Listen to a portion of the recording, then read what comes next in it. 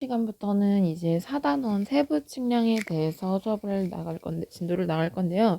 제가 지난 시간까지 해서 기준점 측량을 끝냈어요. 기준점 측량은 다른 말로 골조 측량이라고도 하고, 기준점 측량에서 크게 네 가지를 배웠었죠.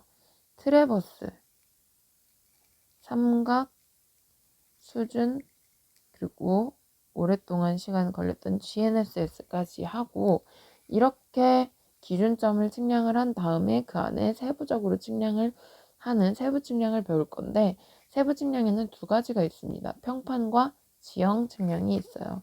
자, 평판 측량을 154페이지부터 보도록 할 건데, 자, 한번 살짝 얘기해 준 적은 있지만 평판 측량은 여태까지 기출에도 나온 적은 없고, 그리고 심지어 최근에 2021년부터 측량 기능사 종목에서 제외가 되면서 그만큼 사용하지 않기 때문에 중요하지 않게 되었어요. 그래서 사실상 공부를 하지 않아도 된다 라고 얘기하고 싶지만 그럴 수가 없는 게 그래도 나올 수가 있기 때문에 보고, 자, 그러면은 평판 측량은 좀 중요하고 나오는 거 위주로 보면 좋겠죠. 대신에 내용은 다 이해를 하고 책을 읽어보셔야 하고. 자, 평판 측량의 개요부터 보도록 하겠습니다. 도대체 평판 측량은 언제 기술이 도입되었냐면, 우리나라 같은 경우에는 토지를 수탈하고 조세 등 이게 언제? 일제시대에 우리나라 땅의 지적을 측량하기 위해서 수행되면서 시작이 돼요. 그러니까 1910년에 지금 벌써 100년이 넘은 거예요. 그러니까 너무 오래됐지. 옛날 방법이었겠죠. 그래서 지적 측량을 하기 위해서 도입이 되었는데, 지적 측량이라는 건 뭐냐면 토지를 지적 공부에 등록한다. 또는 토지 대장. 그러니까 내 땅이 어디부터 어디고 이런 정보를 등록해 놓는 거. 그런 걸 하기 위한 게 지적 측량을 수행하면서 평판 측량이 도입이 되었어요. 그렇기 때문에 옛날 방식이죠. 그래서 지적이라는 거는 도면 중심, 도면을 보고 이렇게 땅에 대한 도면을 보고 정보를 파악하는 도면 중심이었기 때문에 실제 지적도 도면에 있는 땅의 경계와 실제 땅의 경계가 일치하지 않는, 그걸 지적 불부합이라고, 지적 기능사 따면 이것도 배울 텐데, 아무튼 실제 땅과 도면의 땅의 경계가 일치하지 않는 지적 불부합의 문제가 생기기도 했었대요. 자, 그래서 LX 대한지적공사에서는 이런 지적 불법 문제를 해결하기 위해서 1999년부터 5개년 계획으로 이것을 종이가 아닌 컴퓨터로 전산화시키는 작업을 추진했다고 합니다. 그래서 낱장으로 되어 있는 한 장 한 장씩 따로 되어 있는 지적 도면을 디지털로 데이터베이스와 뭐 빅데이터 이런 얘기 들어봤을 거예요. 그래서 이런 거를 데이터로 옮겨서 국가의 지리 정보를 알려주는 사업을 만들어냈고, 이런 전산화 사업과 DB화, 데이터베이스화를 통해서 한국토지정보시스템 KLIS라는 것을 사이트를 구축해서 운영 중이래요. 그러니까 이런 거를 하나하나 다 외우는 게 중요한 게 아니라 지적 측량을 시작하면서 평판이 도입이 되었고, 근데 실제 땅과 도면상에 일치하지 않는 지적 불부합이 생기면서 그것을 컴퓨터로 옮기는 작업을 시작했다라는 겁니다. 자, 그럼 이렇게 전산화된 데이터들은 이제 파일로 존재하잖아. 지적도 파일로 존재하기 때문에 이제는 실제 우리가 여러분 한 번씩 봤던 그 나무 평판이 아니라 전자평판 측량 방법을 도입할 수 있게 되었대요. 자, 그리고 또한 낱장으로 되어 있는 것들을 연속된 형태로 연결을 한 거지. 그러니까 예를 들면 수원 안에도 권선구, 여러분 잘 모르겠지만 팔달구, 영통구, 장안구 이렇게 있으면 장안구의 도면과 영통구, 팔달구의 도면을 다 엮으면 하나로 볼 수가 있겠죠. 이런 식으로 연속된 데이터로 구축을 했고, 그렇게 연속 지적 도면 구축 사업을 수행을 해서 공간 정보 기본도로 활용을 했다. 공간 정보로 활용을 했다고 합니다. 자, 그러면서 2012년부터 프로그램을 개발을 한 게 V월드라는 프로그램을 개발을 해서 연속된 지적도 또는 3차원으로도 볼 수 있게 되었다라고 하네요.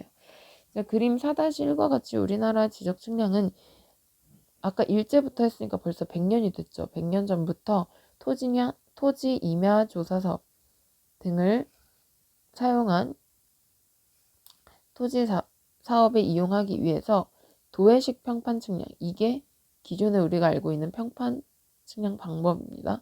도해식 평판 측량부터 이것을 토탈 스테이션과 결합한 전자평판, 그리고 GNSS 위성 측량 시스템, 그리고 레이더 등을 도입해서 지적도를 만들었대요. 그렇게 원래 평판 측량이 100년 전에는 지적 측량 때문에 평판 측량이 기술이 도입이 되었는데, 현재 지적 측량을 할 때는 평판 측량만 사용하는 게 아니라 전자평판, GNSS 위성 측량, 레이더 등을 도입하다 보니까 이제 평판 측량의 활용도가 적어지게 되었다라는 거죠. 그래서 우리나라 지적 측량을 도입된 100여 년 역사에서 누적되어 온 등록 정보를 보니까 오류가 있고, 그리고 지적 측량을 통해서 알아낸 좌표가 균형이 맞지 않으며, 그리고 실제 100년 전의 땅의 경계가 지금 지나면서 경계가 바뀌었겠죠. 공사를 하고 건물을 짓고 하면서 변형이 되고, 그리고 종이로 되어 있는 도면들이 뭐 관리 부실 등으로 일관성 있게 유지되는 게 어려움이 있어서 국토교통부에서 2012년부터 지적 재조사 사업을 추진하게 되었다라고 합니다. 이런 흐름을 한번 보시기 바랍니다. 그러니까 결국에는 평판 측량은 언제 도입되었다? 지적 측량, 일제시대 지적 측량을 할 때 100년 전에 도입이 되었다라고 합니다. 그럼 평판 측량이 뭔지 정의를 한번 볼게요. 자, 평판 측량의 가장 큰 특징은 현장에서 그대로 이 도면이 있으면, 예를 들면 우리가 우리 학교의 그 공간을 그대로 도면상에 옮기는 거예요. 그러니까 현장에서 직접 현지에서 지형의 형태, 땅의 형태나 건물 등에 대해서 거리나 방향을 측정해가지고 도지상에 축척화시켜서 옮기는 건데, 축척화, 수험 공고 자체를 그대로 옮길 수 없기 때문에 축척을 넣어서 줄여준다던가, 여러분 시험 봤겠지만 300분의 1, 뭐 100분의 1 이런 식으로 있죠. 축척화해서 직접 도면에 작성해 나가는 거다. 그래서 특징은 측량 대상의 지역을 현장에서 직접 측량하면서 도면으로 만들기 때문에 오류가 발생하면 바로 알아차리고 수정을 할 수가 있어요. 그래서 바로 수정이 가능하기 때문에 측량할 때 그 모든 결과물을 받았을 때 누락됐거나 오차가 생기는 걸 방지할 수가 있겠습니다. 바로 수정이 가능해서. 자, 그러면 이 부분은 좀 중요하게 봐두면 좋을 것 같아요. 특징, 장단점. 자, 비교적 신속하게 결과를 얻을 수 있다. 왜냐하면 현장에서 바로 그려서 얻어내기 때문에 바로 신속하게 얻어낼 수 있다는 장점이 있지만, 여러분 해봐서 알겠지만 이런 구심기나 그리고 엘리데이드와 같은 기구들이 있고 그걸 수작업 해야겠죠. 그래서 사람이 수작업하다 보면 여러분 평판할 때 뭐가 많이 발생해요? 오차가 발생해서 높은 정확도를 기대하기는 어렵다. 그러니까 신속하고 빠르지만 수작업이기 때문에 정확도가 낮을 수밖에 없고, 자, 그리고 도지상에 그려진 평면도, 그러니까 그 도면, 거기에 그려진 이렇게 평면도가 유일한 성과예요. 그래서 얘를 뭐 숫자로 나타낸다던가 보존을 하거나, 아니면 얘를 더 확대해서 보고 싶은데 이미 한번 그린 걸 변경하기에는 어때요? 추가 작업이 필요하다라는 거죠. 그러면 그래, 추가는 할 수 있어. 하지만 추가 작업을 하면서 뭐가 개입될 수 있다? 오차가 개입될 수 있기 때문에 마찬가지로 정확도가 기대하기는 어렵다라는 겁니다. 자, 그럼 장점을 보면 빠르고 신속하면서 간단해요. 다른 측량 방법들에 비해서 간단합니다. 여러분이 생각에는 간단하지 않을 수 있겠지만 토탈과 같은 걸 비교를 해보면 좀 간단하죠. 조작을 할 필요가 따로 없잖아. 그냥 보기만 하면 되니까 간단한데, 그리고 대부분 작업이 현장에서 이루어지기 때문에 내업은 굉장히 적다. 내업에 대해서 얘기해주죠. 실내에서 하는 작업. 세 번째, 현장에서 결과를 직접 작성한다. 이렇게 도면을 직접 그려내기 때문에 아까 위에서 얘기를 했죠. 어디? 여기. 바로 누락 부분을 발견할 수 있어서 웨어비 종료된 후에 오차를 방지할 수 있고, 그렇기 때문에 재측량을 할 필요가 적다라고 했습니다. 그리고 야장이 필요 없죠. 레벨 같은 경우에는 고저값, 높이값을 적어줘야 하는 야장이 있어야 되는데, 평판 측량 같은 경우에는 야장 필요 없이 바로 도면으로 작성을 하기 때문에 야장이 필요가 없습니다. 자, 그리고 다음 단점을 볼게요.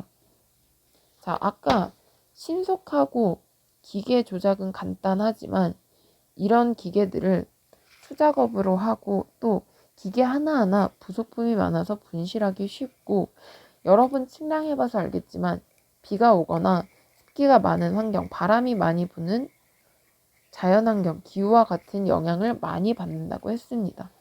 자, 그럼 이렇게 기후의 영향을 많이 받게 돼요. 그러면은 종이가 늘어나거나 줄어드는 경우가 생기기도 합니다. 이것도 봐두시고, 그리고 방금 얘기했지만,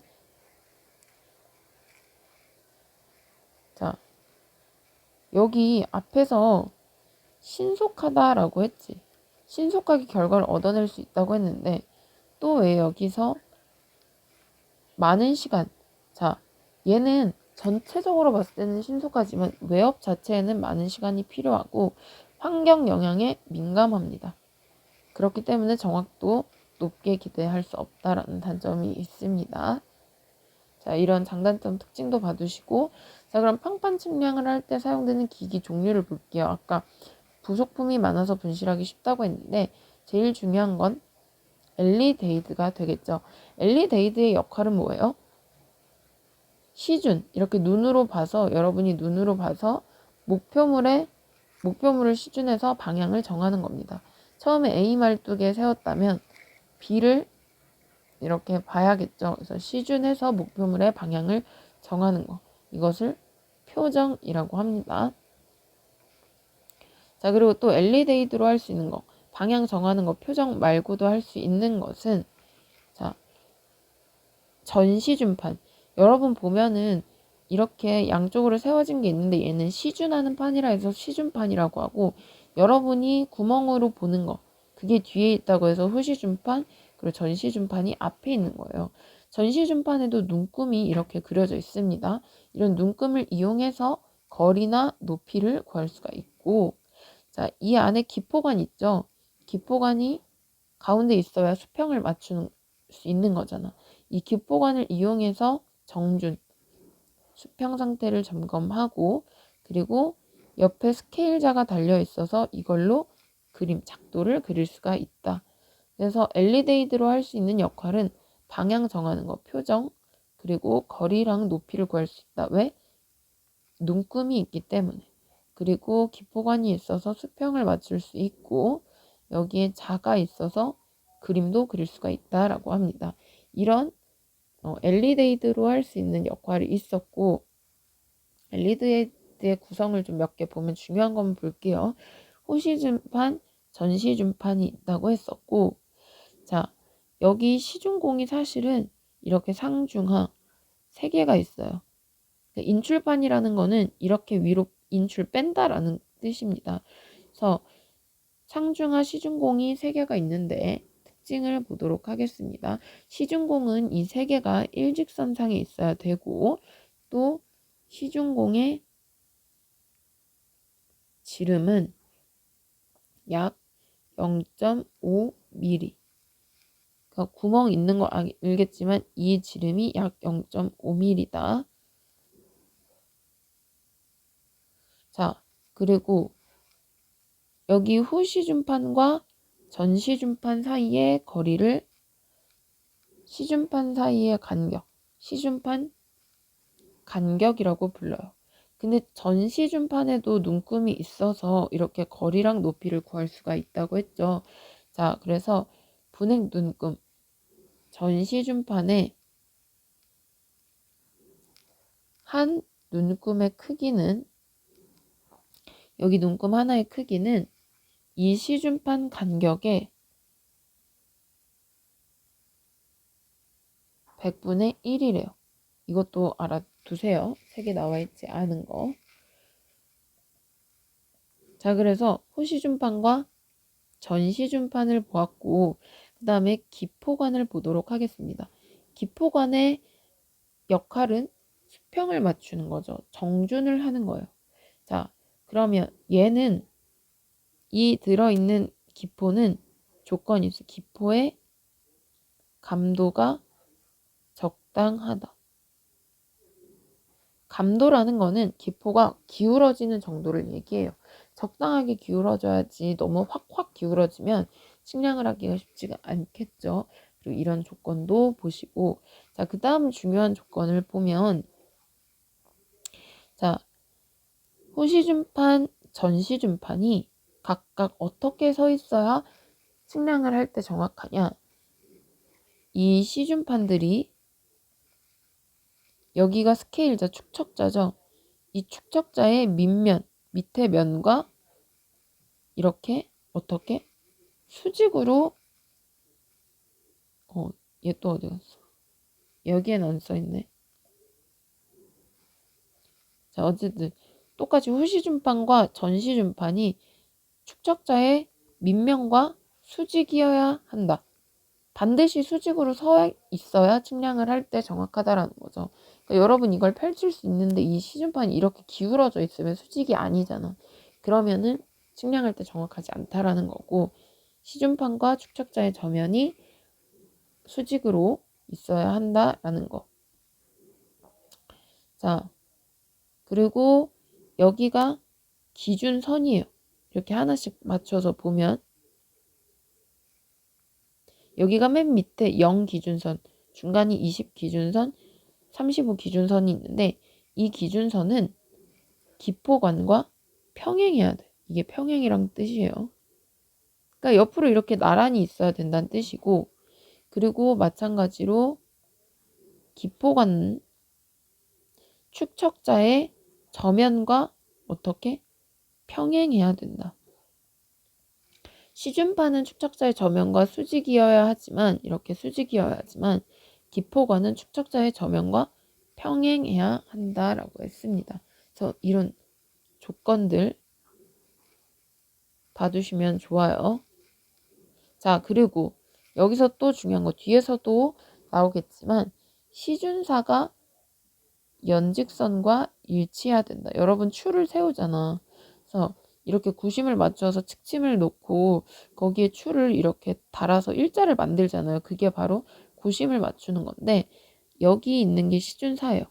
얘가 이 추와 마찬가지로 연직선과 일치하게 설치를 하는 게 좋다라는 겁니다. 자, 그럼 이런 기본적인 여러분이 자주 본 엘리데이드가 있고, 망원경 엘리데이드가 있는데, 망원경 엘리데이드는 말 그대로 기존 엘리데이드가 아니라 망원경을 이용하는 것으로, 원래 기존의 엘리데이드는 시준판을 이용해서 직접 눈으로 보기 때문에 좀 정확하고 많이 연습이 필요했어요. 근데 이걸 대신해서 망원경으로 작업을 하게 되면 좀 쉬워진다라는 거죠. 왜냐하면 약간 레벨 기계처럼 이 망원경으로 표척을 읽는 거야.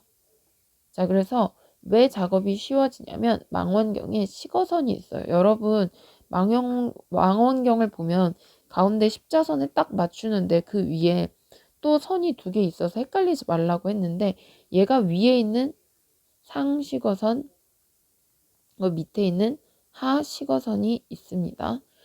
자, 그래서 망원경을 이용하면 망원경에 식어선이 있기 때문에 그걸 식어선을 다른 말로 스타디아라고 하거든요. 그래서 망원경을 이용하면 스타디아 측량을 할 수도 있습니다.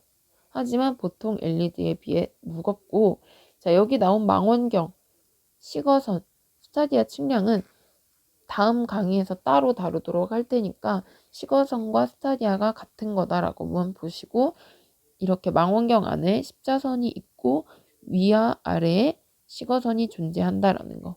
이 식어선이 있으면 좀 더 쉽게 작업을 할 수 있다. 자, 그리고 기존 LED에서 망원경 방금 봤고 광파 LED가 있어요. 자, 기존의 평판 측량을 할 때 사용하는 LED는 측량을 하고 시준을 해서 이렇게 도면에다 그림을 그린 다음에 줄자를 이용해서 직접 거리를 측량을 했지만 작업 환경에 따라서 줄자를 사용하기 어려울 수도 있겠죠. 그때는 뭐를 사용하냐? 광파를 사용을 해서 이용한다라고 합니다. 자, 그 다음에 평판을 볼게요. 평판은 나무판을 얘기를 하는데 얘는 일반적인 구조와 크기가 직사각형 형태예요. 그림처럼. 그리고 도지를 이 위에다가 이제 깔잖아. 근데 도지를 깔 때 표면은 완전히 평면으로 매끄러워야 하겠죠. 그래서 얘가 매끄러운지 안 매끄러운지 확인을 해보려면 뒤에 4-5의 그림처럼 도지에다 평판에다가 올려놓고 축척자를 한번 돌렸을 때 뭐 덜거덕거리는 거 없이 돌아가면 매끄러운 거고, 이 평판과 축척자 사이에 틈새가 생기면 매끄럽지 않다라는 거겠죠.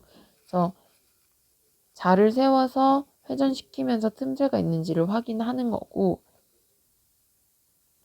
자, 직사각형 형태라고 했어요. 그래서 짧은 곳을 A, 긴 곳을 B라고 하면 A, B가 중요한 게 아니라 크기가, 사실 여러분은 수업할 때 우리가 기능사를 할 때는 하나만 있겠지만 사실은 평판의 종류는 크게, 평판 나무 도판의 종류는 크게 3가지가 있습니다. 그래서 작은 거 소, 중, 대. 네, 가장 많이 사용하는 건 중형. 그래서 소형이 40에 30. 긴 쪽을 A라고 하네요. 미안. 이렇게 40에 32 소형, 그리고 50에 40, 60에 50 이런 식으로 평판의 크기에 따라서 3가지 종류로 나뉘고, 여기 오뚜기 모양의 구멍은 뒤에 나오겠지만 삼각대를 연결하는 구멍이 되겠습니다. 자, 그 다음 칙침. 칙침의 역할은 뭐예요? 평판 나무에다가 종이를 깔고 이렇게 여러분 핀을 꽂잖아. 이게 칙침인데 얘는 도상 위치에서 도상점의 위치를 나타내는 침이다. 당연하죠. 종이상에서 위치를 나타내는 점을 표현하기 위한 침이에요. 그러니까 실제 말뚝이 A가 있으면 종이 위에 그걸 옮겨서 스몰 a라고 표현을 한다 라고 했을 때 여기 A를 표시하기 위해 칙침을 꽂는 거죠. 칙침의 끝은 항상 예민하고 강도가 있어야 된다. 중요한, 크게 어려운 내용은 아니고. 자, 넘어가서 구심기. 구심을 맞출 때 사용을 하는 건데 이렇게 되어 있죠. 그래서 여기에 나무 이렇게 평판 꽂고, 자, 여기 구심기의 선단 A와 B는 B의 시준사 C를 연결합니다. 이 시준사가 실이에요. 실사자. 이 시준사와 연직추가 가리키는 방향이, 그 연직선 방향이 일치해야 된다. 그러니까 A와 B가 이렇게 연직선 방향으로 일치해야 된다라고 했습니다. 자, 그리고 삼각. 얘는 삼각대, 삼각 다리를 의미를 하는데 삼각 위에, 이렇게 다리 위에 평판을 장착해서 제도를 행하려고 고정된 상태로 있게 해야 되는데 그러면 강한 구조로 되어 있어야겠죠. 자, 그리고 2가지 종류를 볼 수 있는데 우리가 사용한 거, 그리고 왼쪽에는 미세 조정 장치가 있어서 우리가 직접 이렇게 조립할 때 어려운 경험을 해봤을 거야. 조립하다 덜거덕거리기도 하고. 근데 얘는 미세 조정 장치가 있는 삼각대도 있어서 그 미세 조정 장치로 이렇게 나사를 돌려서 미세하게 조정을 할 수도 있습니다. 자, 그리고 자침함은 우리가 사용하지 않았는데 그 안에 보면 이렇게 뭐라고 해야 되지? 갑자기 나침반처럼 N, S 이렇게 북쪽과 남쪽이 연결된 선이 그려진 게 있어요. 이렇게. 그래서 이 바늘이 가리키는 N과 S를 연결하는 이 선이 상자의 외관과 평행하게 제작을 해야 된다. 그러니까 이렇게 자침함 상자가 있으면 그 안에 NS극을 넣어야 되는데 이렇게 좀 대각선으로 하면 안 되고 N극과 S극을 연결하는 선과 자침함이 평행하도록 일자로 자침함을 만들어야 한다. 자, 그 다음 마지막 여기까지만 볼게요. 평판을 바르게 하려면 중요한 3가지 조건인데 바르게 설치하는 것을 정치라고 해요. 뭐 있을까? 정준, 구심, 그리고 표정. 자, 정준부터 보면 정준은 수평을 맞추는 거예요. 평판이 수평이 되도록 조정하는 것으로 뭐를 이용해서 확인을 한다? 엘리데이드 안에 있는 기포관을 항상 기포가 중앙에 위치하도록 해서 하는데 예를 들면 지금 이건 위에서 본 건데 자, 엘리데이드가 이렇게 있어서 이 안에 기포가 들어있죠. 그래서 얘를 이렇게 세웠어. 먼저 가로 방향으로 세웠다고 치면 얘를 맞추는 건 어떻게 맞추냐? 얘를 맞추는 건 그걸 마주보는 삼각다리 R을 좌우로 이렇게 양쪽으로 움직이면서 기포가 가운데 오도록 맞추고 또 이번에는 반대 방향으로 기포를 돌려서 이번에 삼각다리 R을 여기랑 여기 앞으로 휘게 만들어서 기포가 가운데 오도록 맞춘다. 그 얘기가 1, 2번이에요. 한번 읽어보면 알 수 있고 자, 그래서 정준, 수평을 맞추는 건 엘리데이드의 기포가 중앙에 오도록 맞추는 거고 구심은 중심을 맞추는 것으로 이렇게 실제 지상에 있는 땅에 있는 측정과 도면상에 있는 측정이 일자가 돼야겠죠. 근데 지금 이 그림 같은 경우에는 일자가 되지 않았다. 그래서 구심에서 오차가 발생했고 그것을 편심 오차 또는 구심 오차라고 합니다. 뒤에서 볼 거예요. 자, 그래서 지도 도면상에 있는 점과 지상의 점을 연결해서 연직선상에 같은 선상에 있도록 위치 맞추는 게 구심입니다. 자, 그래서 이렇게 구심을 맞추지 못하다 보면은 오차가 발생을 할 수밖에 없겠죠. 그래서 그것을 바로 구심 오차라고 하는데 자, 여기 적어둘게요. 그걸 보통 2라고 표현하고 어디까지 허용을 할 거냐. 허용 편심량 또는 허용 구심 오차는 2라고 표현을 하고 제도상의 허용 오차를 Q 그리고 축척을 M 표현을 해서 2는 2분의 QM. 자, 여러분 제도상의 허용 오차는 이렇게 생각을 하시면 돼요. 아무리 구심을 잘 맞춰도 작도하다 보면 오차가 발생할 수밖에 없겠죠. 그걸 고려해서 어디까지 이 구심 오차, 편심 오차 2를 허용해 줄 거냐라는 겁니다. 자, 그리고 마지막으로 표정은 방향을 맞추는 거예요. 자, 지상에서 AB의 측선을 AB가 이렇게 가리키는데 지도상에도 똑같이 이렇게 해야지 이렇게 그리면 표정이 안 맞는 거죠. 자, 그래서 표정은 지상의 방향과 도상의 방향을 일치시키는 작업으로 자, 여기서 중요한 거 얘는 평판 측량 중에 뒤에서 또 할 거지만 오차가 가장 크게 그러니까 영향이 가장 많이 미치기 때문에 작업 중에 수시로 검사해야 합니다. 여러분 학기 중에 수업할 때도 배웠을 거라고 생각해요. 그래서 기본적으로 평판 측량의 오늘 특징하고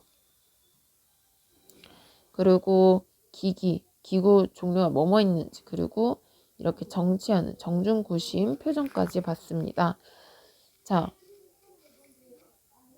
여기까지 했고 다음 시간에 이어서 그럼 평판 측량을 할 때 사용되는 기계나 방법에 따른 종류를 한번 살펴보도록 하겠습니다.